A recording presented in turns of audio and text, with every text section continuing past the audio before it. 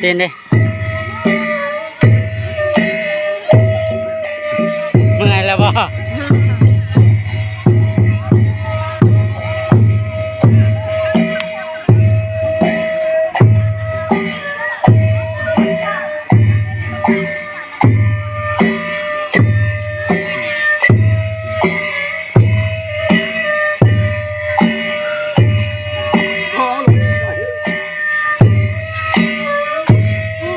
กองเอาในเรื่อง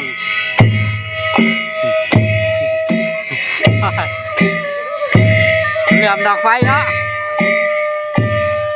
ฐานภูมิเห็นแล้ว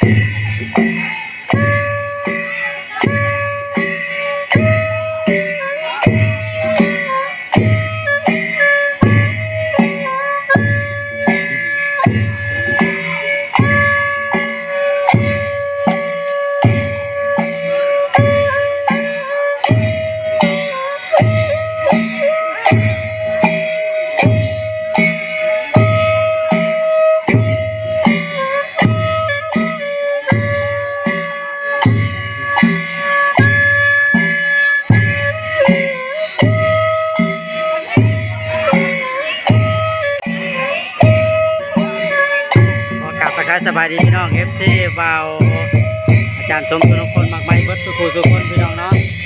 ก็วันนี้นำเอาภาพบรรยากาศการฝึกซ้อมพอดกองอีตุ่มของคณะชาวบ้านโพนม่วงเนาะเพื่อจะได้กระเกียมเข้าใส่ในงานบุญประเพณีบุญพระเวทพี่น้องเนาะในมื้อวันที่23 24เนาะซึ่งจะได้ขึ้นในมอนี่แหละพี่น้องอีกบ่นาน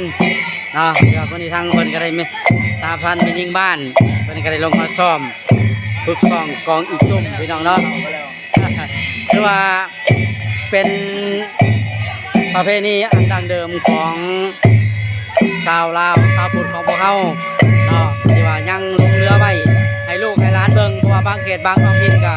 บ่ค่อยได้เห็นแล้วพี่น้องแบบนี้เนาะมีแต่แบบรุ่นใหม่แต่ว่าก่อนกองอีตุ่มแบบดังเดิมสมัยตะกี้ที่ว่าหาดูยากหาเบิ่งยากพี่น้องเนาะฉะนั้นมื้อนี้บ่าวได้มีโอกาสได้ลงมาเก็บภาพบรรยากาศให้พี่น้องได้เบิ่งนำกันแบบสดๆพี่น้องเนาะเอาสันเฮาไปเบิ่งกันเลยนี่ก็แม่นเป่าสไนโดยทานเพิ่มบ่แม่นที่ไผก็สิเป่าได้พี่น้องต้องผู้ที่พรสวรรค์เนาะซึ่งเฮ็ดจากเขาควายเป็นเครื่องดนตรีพื้นเมืองที่หาเบิ่งยากพี่น้องเนาะ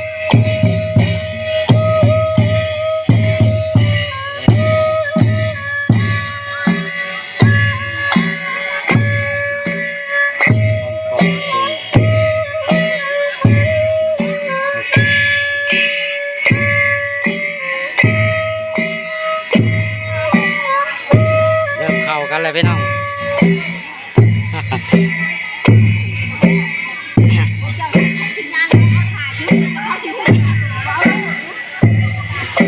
เ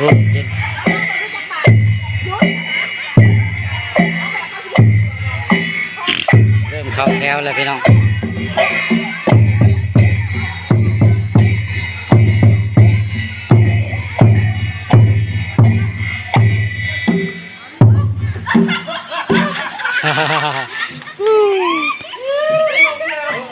เป็นภาพบรรยากาศที่หาเบิ่งยากพี่น้องเนาะบ่ค่อยมีเลยเดียวนี่พี่น้องเนาะบ่ค่อยเห็นละประเพณีงานบุญต่างๆเนาะมีกระส่วนน้อยพี่น้องเนาะนี่ท่านผู้ชมผู้เชียร์ท่านผู้ชมผู้เชียร์ก็หลายกว่าท่านผู้เบิ่ง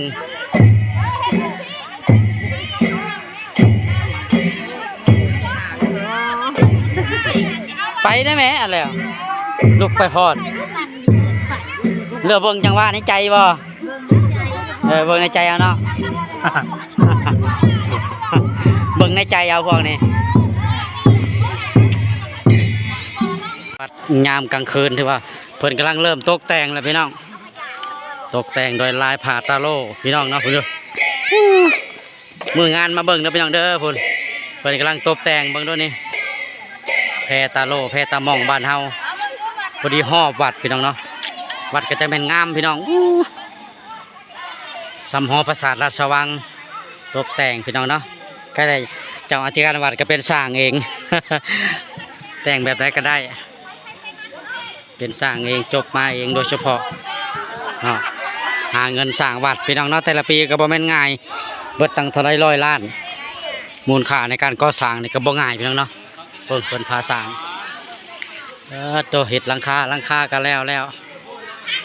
ต่างๆจะเป็นโซนเบื้องนี้พี่น้องเนาะ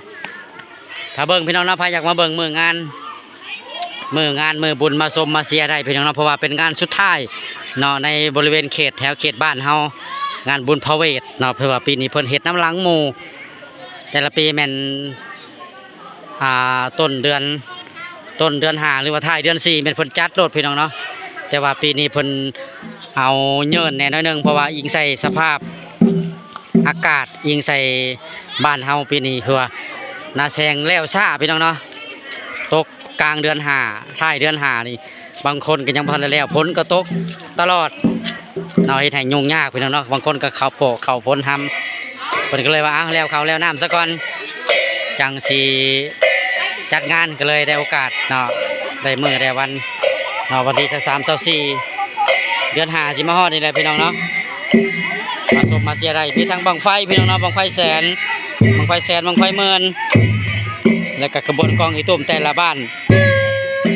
ศรัทธานี่แหละพี่น้องเนาะศรัทธาหน้าบ้านใกล้เคียงเพิ่นก็จะมาประกอบส่วนเอาเบิ่งมาชมมาเชียร์พี่น้องเนาะ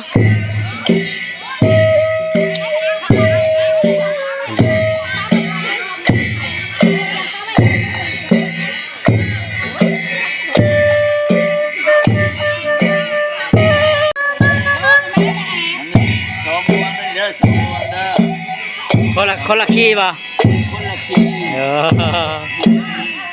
หับห้องความหมวนเนาะ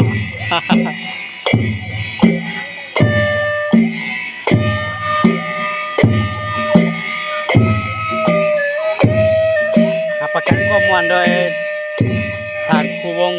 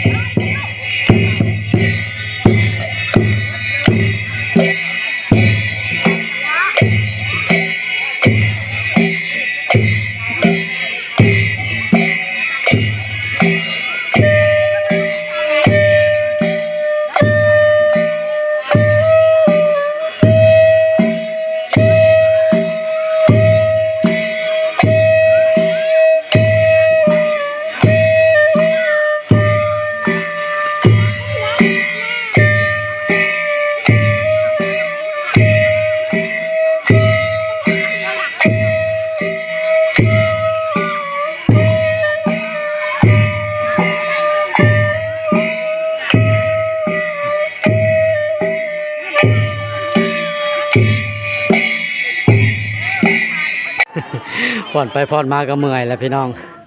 เพื่อที่เข้ากันก็บ่ง่ายได้พี่น้องเนาะเพื่อที่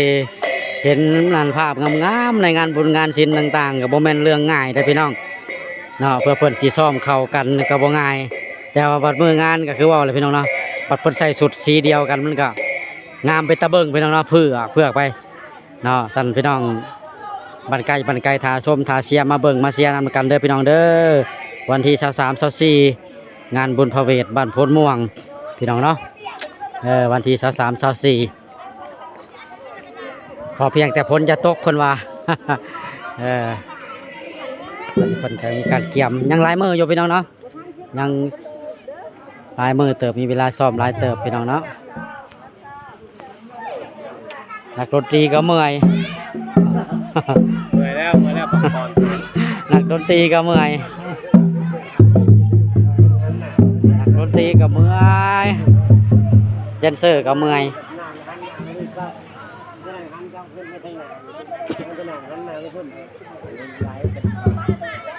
มันจะเปลี่ยนแปลงไปเรื่อยๆอันนี้ยืนขาเก่าแก้เนาะ